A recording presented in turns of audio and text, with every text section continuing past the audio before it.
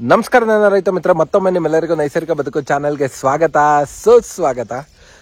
ರೀಸೆಂಟಾಗಿ ನನಗೊಂದಷ್ಟು ತುಂಬಾ ಮೆಸೇಜಸ್ಸು ಮತ್ತು ಕಾಲ್ಸ್ ಬರ್ತಿದೆ.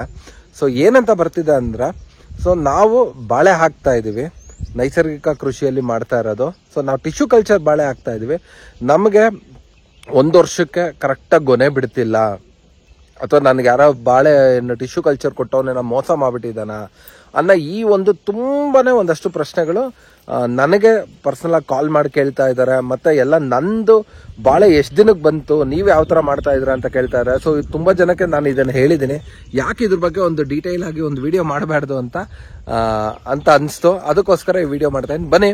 ಸೊ ಇದ್ರ ಬಗ್ಗೆ ಈ ವಿಡಿಯೋದಲ್ಲಿ ನಾನು ಬಾಳೆ ನಂದು ಎಷ್ಟು ದಿನಕ್ಕೆ ಆ್ಯಕ್ಚುಲಿ ಫಲ ಕೊಡ್ತು, ಮತ್ತು ನಾನು ಫಸ್ಟ್ ಏನಂದರೆ ಟಿಶ್ಯೂ ಕಲ್ಚರಲ್ಲಿ ಏನಂದರೆ ಅವರು ತುಂಬಾ ಕೆಮಿಕಲ್ಸ್ ಹಾಕಿ ಒಂದಷ್ಟು ತುಂಬ ಲ್ಯಾಬೊರೇಟ್ರಿಯಲ್ಲಿ ತುಂಬಾ ಒಂದು ಕ್ಲೋಸ್ಡ್ ಎನ್ವೈರ್ಮೆಂಟಲ್ಲಿ ಅಥವಾ ಯಾವುದೇ ರೀತಿಯಾದಂಥ ಒಂದಷ್ಟು ಅದಕ್ಕೇನು ವೈರಸ್ ಬರದೇ ಇಲ್ದಿರೋ ಆ ಥರ ಎನ್ವೈರ್ಮೆಂಟಲ್ಲಿ ಬೆಳೆಸಿರ್ತಾರೆ. ನಾವು ಅದನ್ನು ತೊಗೊಂಬಂದು ನಮ್ಮ ಭೂಮಿಗೆ ಹಾಕಿದಾಗ ನಾವು ಈ ಗೆಡ್ಡೆ ಹಾಕಿ ಬೆಳೆಸ್ದಂಗೆ ಅದನ್ನು ಖಂಡಿತ ಬೆಳೆಯೋಕ್ಕಾಗಲ್ಲ, ತುಂಬಾ ನಿಧಾನ ಆಗುತ್ತೆ. ಪ್ಲಸ್ ಇನ್ನೊಂದೇನಂದರೆ ನಾವು ನ್ಯಾಚುರಲ್ ಫಾರ್ಮಿಂಗ್ ಮಾಡ್ತಾ ಇರೋದ್ರಿಂದ ಸೊ ನಮ್ಮ ಭೂಮಿ ಫಲವತ್ತತೆ ಕಮ್ಮಿ ಇದ್ದರೆ, ಸೊ ಅವಾಗ ಏನಾಗುತ್ತೆ ಅಂದರೆ ಇವರೆಲ್ಲ ತುಂಬ ಕೆಮಿಕಲ್ ಹಾಕಿ ಟಿಶ್ಯೂ ಕಲ್ಚರ್ನ ಬೆಳೆಸಿರೋದ್ರಿಂದ ಅದು ಅದೇ ಗ್ರೋತ್ನ ಕೊಡೋದಿಲ್ಲ, ತುಂಬ ಗ್ರೋತಲ್ಲಿ ನಿಧಾನ ಆಗುತ್ತೆ. ಒಂದು 4 ತಿಂಗಳು 5 ತಿಂಗಳು 6 ತಿಂಗಳಾದರೂ ಇಟೇಟ್ ಇರ್ತವೆ, ಗಿಡ ದೊಡ್ಡದಾಗದೇ ಇಲ್ಲ. ಸೊ ಈ ಥರದ್ದೆಲ್ಲ ಒಂದಷ್ಟು ಸಮಸ್ಯೆಗಳು ಬರುತ್ತೆ. ಅವಾಗ ದಯವಿಟ್ಟು ಯಾರು ಏನೋ ಕುಗ್ಗಬೇಡಿ, ಯಾಕೆಂದರೆ ಬಾಳೆ ಯಾವತ್ತೂ ನಮಗೆ ಮೋಸ ಮಾಡಲ್ಲ, ಖಂಡಿತ ಅದು ಫಲ ಕೊಟ್ಟೇ ಕೊಡುತ್ತೆ.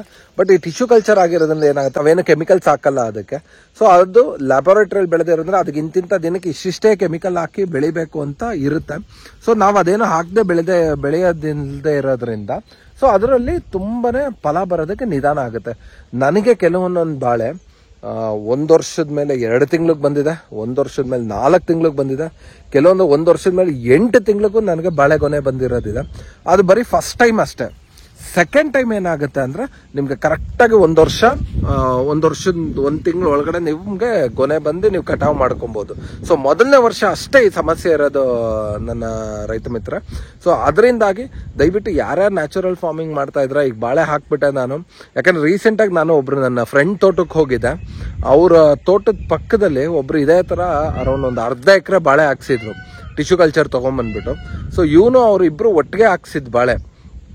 ಇವ್ರು ನ್ಯಾಚುರಲ್ ಫಾರ್ಮಿಂಗ್ ಮಾಡ್ತಾ ಇದ್ರು, ಅವ್ರು ಕೆಮಿಕಲ್ ಫಾರ್ಮಿಂಗ್ ಮಾಡ್ತಾ ಇದ್ರು. ಸೊ ಅವ್ರದ್ದು ಬೇಗ ಬಂದ್ಬಿಡ್ತು ಎಲ್ಲ ಬಾಳೆಗೊನೆಗಳು. ಸೊ ಇವ್ರದ್ದು ಬರಲೇ ಇಲ್ಲ. ಇವ್ರಿಗೆ ಅವ್ರು ಯಾರು ಬಂತಲ್ಲ, ಸೊ ಅವ್ರನ್ನಿಲ್ಲ ನೋಡಿ ನಿಮ್ದ್ರಲ್ಲಿ ಬರ್ತಿಲ್ಲ, ನಿಮ್ದು ಗೊನೆ ಕಚ್ಚಲ್ಲ, ಹಂಗೆ ಹಿಂಗೆ ಅಂತ ಅಂದ್ಬಿಟ್ಟು ಏನು ಮಾಡಿಸಿದ್ರು, ಒಂದು ಅರ್ಧ ರೋಟಾವೇಟ್ರಿ ಓಡಿಸ್ಬಿಟ್ರು ಇವರು. ಸರಿ ಇನ್ನು ಬರಲ್ಲ, ಬಾಳೆ ವೇಸ್ಟ್ ಆಯಿತು ಅಂತ. ನಾನು ಹೇಳಿದೆ 10 ಗಿಡ ಬಿಡಿ ನೋಡೋಣ ಅಂತ. ಸೊ ಅದಾದ್ಮೇಲೆ ಅವ್ರು ಫೋನ್ ಮಾಡಿ ಹೇಳಿದ್ರು, ಸರ್ ನೋಡಿ 10 ಗಿಡಕ್ಕೆ ಈಗ 1 ವರ್ಷದ 6 ತಿಂಗಳು ಆದಮೇಲೆ ಗೊನೆ ಕಚ್ತಾ ಇದೆ ಅಂತ. ಸೊ ಅದರಿಂದಾಗಿ ದಯವಿಟ್ಟು ತುಂಬಾ ತಾಳ್ಮೆ ಇರಲಿ.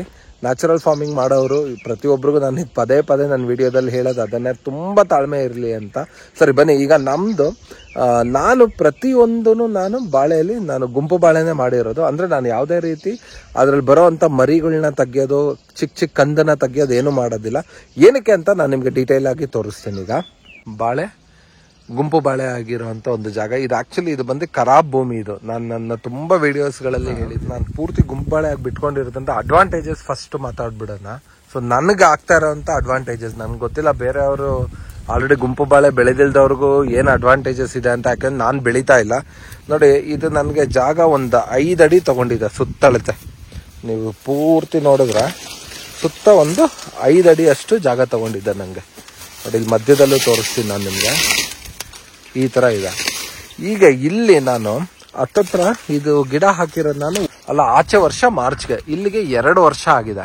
ಈ 2 ವರ್ಷದಲ್ಲಿ ಇಲ್ಲಿವರೆಗೂ ನಾನು ಇದರಲ್ಲಿ 4 ಗೊನೆ ತೊಗೊಂಡಿದ್ದೀನಿ. ಇದರಲ್ಲಿ ಅದೇ ನಾನು ಬರೀ 1 ಕಂದು ಹಾಕ್ಕೊಂಡಿದ್ರೆ ನನಗೆ 2 ಗೊನೆ ಸಿಗ್ತಾ ಇದ್ದು. ಮತ್ತು ಇಲ್ಲಿ ನೋಡಿ ಆಲ್ರೆಡಿ ಈಗ ಒಂದು ನೋಡಿ, ಇದೇನು ಗುಂಪು ಬಾಳೆ ಮಾಡಿದ್ದೀವಿ ಅಂತ ಏನು ಸೈಜ್ ಏನು ಸಣ್ಣ ಬಂದಿಲ್ಲ ನೋಡಿ, ಸೈಜ್ ಹೆಂಗಿದೆ ಅಂತ. ಮಿನಿಮಮ್ ಇದೊಂದು 4 ರಿಂದ 5 kg ಅಂತೂ ಬಂದೇ ಬರುತ್ತೆ. 5 ಇಟ್ಕೊಳ್ಳೋಣ.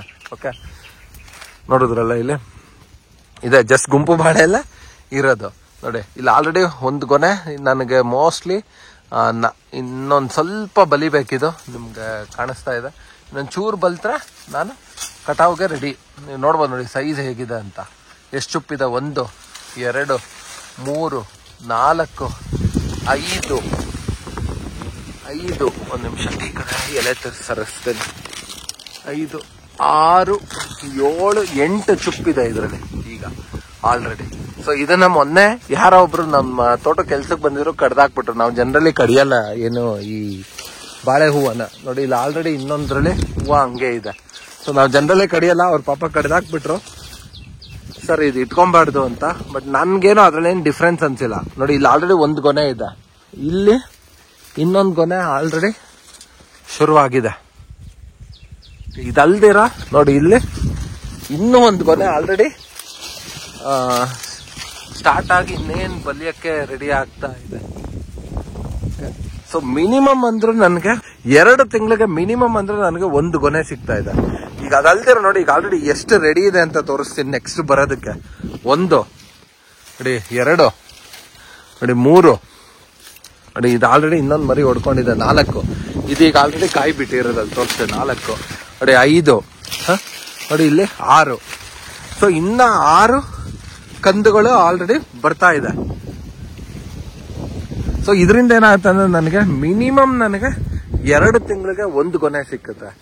ಇರಾನ್ ನೀವು 4ರಿಂದ 4.25 kgನೇ ಇಟ್ಕೊಳ್ಳಿ. ಓಕೆ, ಸೊ 1 ವರ್ಷಕ್ಕೆ 6 ಗೊನೆ ಸಿಕ್ಕುತ್ತೆ. ಓಕೆ, 4.25 ಅಲ್ಲ 4 kg ಇಟ್ಕೊಂಡ್ರು. ಸೊ ವರ್ಷಕ್ಕೆ 6 ಕಂದಂದ್ರು 4 kgನೇ ಇಟ್ಕೊಂಡ್ರೆ ಜಾಸ್ತಿ ಬೇಡ. ಓಕೆ, 4 kg ಇಟ್ಕೊಂಡ್ರು 24 kg ಆಯ್ತು. ಅದೇ ನೀವು ಒಂದು ಬಾಳೆ ಬಿಟ್ಕೊಂಡ್ರೆ ನೀವು ಎಂಥದೇ ಗೊಬ್ಬರ ಕೊಡಿ, ಏನೇ ಕೊಡಿ, ನಿಮಗೆ ಬರೋದು ಎಷ್ಟು ಕೆಜಿ ಬರುತ್ತೆ ಹೇಳಿ? 12 kg ಬರುತ್ತೆ, ಇಲ್ಲ 13 kg ಬರುತ್ತೆ. ನಮ್ಗೆ ಅದ್ರ ಡಬಲ್ ಬರ್ತಾ ಇದೆ. ಸೊ ಇದೇ ಆಕ್ಚುಲಿ ಗುಂಪು ಬಾಳೆಯ ಒಂದು ಮೇನ್ ಅಡ್ವಾಂಟೇಜು. ಪ್ಲಸ್ ಅದಲ್ದಿರ ಇನ್ನೊಂದೇನಂದ್ರೆ ನಿಮ್ಗೆ ಯಾವಾಗ್ಲೂ ಸದಾಕಾಲ ನಿಮ್ಗೆ ಬಾಳೆ ಸಿಕ್ಕುತ್ತೆ. ನೀವು 1 ವರ್ಷಕ್ಕೆ ಒಂದೇ ಸತಿ ಕಟಾವ್ ಮಾಡೋದು ಹೆಂಗಿರುತ್ತೆ, ಅವಾಗ ಬೆಲೆ ನಿಮ್ಗೆ ಮಾರ್ಕೆಟ್ ಅಲ್ಲಿ ಎಷ್ಟು ಜಾಸ್ತಿ ಇರುತ್ತೋ ಎಷ್ಟು ಕಮ್ಮಿ ಇರುತ್ತೋ ಗೊತ್ತಿಲ್ಲ. ಸೊ ನಾವು ನಮ್ದೇ ಒಂದು ಸಾವಯವ ಮಾರ್ಕೆಟ್ ಇದೆ. ಸೊ ಅಲ್ಲಿ ನಾನೇ ಖುದ್ದಾಗ ಮಾರೋದ್ರಿಂದ ಇವಾಗ ಮಾರ್ಕೆಟ್ ಅಲ್ಲಿ 110-120 ರೂಪಾಯಿ ಹೊಡ್ತಾ ಇದೆ. ನಾನು ಆರಾಮಾಗಿ 120-130 ಮಾರಿದ್ರು ತಗೊಂಡೋಗ್ತಾರೆ 1 kg. ಇದೇನಿಲ್ಲ ಅಂದ್ರು ಒಂದ್ 4 kgನೇ ಇಟ್ಕೊಂಡ 100 ರೂಪಾಯಿ ಇಟ್ಕೊಂಡ್ರು 400 ರೂಪಾಯಿ ಆಯ್ತು ಒಂದು ಗೊನೆ. ಸೊ ಯಾವಾಗ್ಲೂ ಈ ಪ್ರೈಸ್ ಇರಲ್ಲ, ಕೆಲವೊಂದ್ ಟೈಮ್ 50 ರೂಪಾಯಿಗೂ ಬಂದಿರುತ್ತೆ. ಅವಾಗ ಏನಾಗುತ್ತೆ ಹೇಳಿ, ಒಂದ್ಸತಿ ನಾನು 100-120 ರೂಪಾಯಿಗೂ ತಗೊಂಡಿರ್ತೀನಿ, 50 ರೂಪಾಯಿಗೂ ತಗೊಂಡಿರ್ತೀನಿ. ಸೊ ಅದರಿಂದಾಗಿ ನನಗೆ ಆಸ್ ಎ ರೈತನಾಗಿ ನನಗೆ ಲಾಸ್ ಆಗಲ್ಲ. ಸೊ ಇದು ಬರೀ ಒಂದು ಗುಂಪದ್ ಹೇಳ್ತಾ ಇದೀನಿ. ಸೊ ಇದೇ ತರ ನನ್ನ ಹತ್ರ ಆ ತರ 30 ಗುಂಪು ಬಾಳೆಗಳಿದೆ. ಸೊ ಎಲ್ಲಾದ್ರಲ್ಲೂ ಇಷ್ಟು ಕಂದಿಲ್ಲ, ಕೆಲವೊಂದ್ರಲ್ಲೆಲ್ಲ 4-5 ಕಂದುಗಳಿದೆ. ಬಟ್ ಖಂಡಿತ ಇದು ಇನ್ನೊಂದು 1 ವರ್ಷ 2 ವರ್ಷ ಬಿಟ್ಮೇಲೆ ಖಂಡಿತ ಅಷ್ಟಾಗುತ್ತೆ. ಸೊ ಇದು ಒಂದು ಮೇನ್ ಅಡ್ವಾಂಟೇಜ್ ಗುಂಪು ಬಾಳೆ. ತುಂಬಾ ಜನದ ತಲೆಯಲ್ಲಿ ಇರ್ಬೋದು, ಸರ್ ಬರೀ ಇದು ಒಂದ್ರಲ್ಲಿ ಮಾತ್ರ ಇರ್ಬೋದು, ನಿಮ್ಗೆ ಬೇರೆದ್ರಲ್ಲಿ ಇಲ್ಲ ಅಂತ. ಬನ್ನಿ ಅಲ್ಲೂ ತೋರಿಸ್ತೀನಿ ನಾನು ಬೇಕಿದ್ರೆ.